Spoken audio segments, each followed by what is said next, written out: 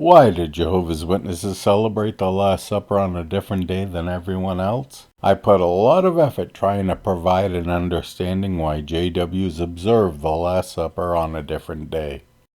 In this video, I'll reveal the date discrepancy between Jehovah's Witnesses and other Christian denominations. I'll expose the terrible record Jehovah's Witnesses have with historical dates and why. And I'll examine why Jehovah's Witnesses celebrated a whole month early this year. Did you know that the Jehovah's Witnesses celebrate their most important annual event on the wrong day? The event is the memorial of the death of Jesus, which commemorates the Last Supper. This date is based on the timing of the Passover, which they believe Jesus instructed his followers to observe. Jehovah's Witnesses claim it falls on the date of Nisan 14 on the Jewish lunar calendar. However, scholars and historians argue that the Last Supper would have actually taken place on Nisan 15. So why do the Jehovah's Witnesses celebrate on a different day?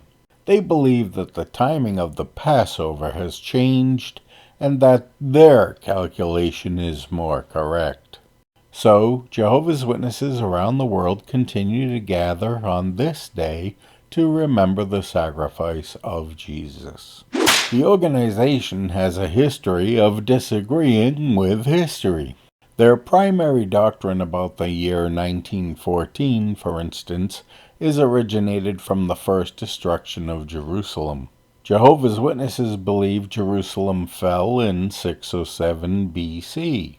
Jehovah's Witnesses began their calculations with the desired end date year of 1914. They say Daniel's prophecy foretells that there's 2,520 years from the destruction of Jerusalem to God's kingdom. So they counted backward from 1914 CE to 607 BC to fit their interpretation of biblical prophecy. Historical consensus puts the fall of Jerusalem at 586-587 BC based on archaeological and historical evidence. Archaeologists have found ancient texts, clay tablets, and inscriptions that provide a look at the events of antiquity. One crucial source of evidence is the Babylonian Chronicles. The Chronicles are ancient records that detail significant historical events. These chronicles mention the siege and capture of Jerusalem by King Nebuchadnezzar II. Other records of his reign have Jerusalem's destruction aligning with the time frame around 586-587 BC. Excavations in Jerusalem and surrounding areas further support this date. They reveal layers of destruction attributed to the Babylonian conquest. Historians combine these findings with other ancient sources to construct Jerusalem's timeline. While interpretations may vary, the consensus among scholars is clear.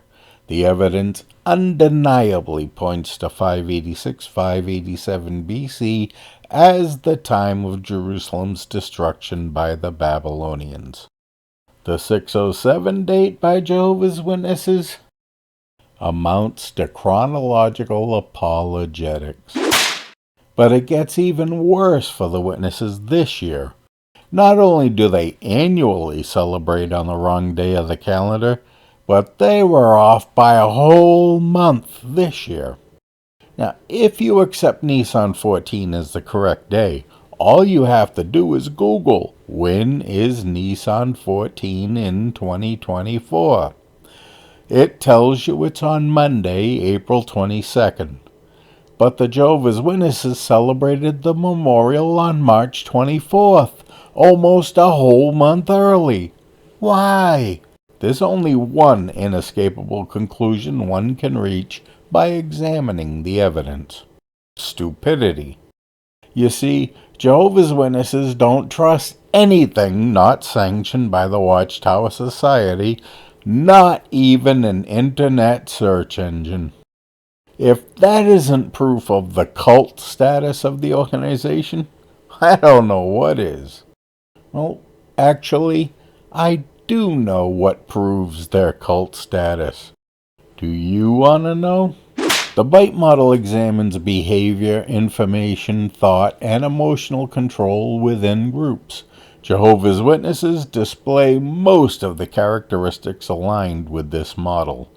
They are controlling members' behaviors through strict rules on association and shunning. They regulate information by discouraging outside sources and promoting only approved literature. Thought control is evident in their insistence on doctrinal conformity and discouragement of critical thinking. Emotional manipulation is seen in the fear of Armageddon and ostracism for questioning beliefs. These behaviors reflect cult-like tendencies, where authority figures exert extensive control. They control members' lives and thoughts, creating a closed system resistant to outside influence or dissent. Now, I wouldn't have the first clue how to control people like that. How can I get you, for example, to hit that like button so YouTube will show this video to more people who might want to know these things?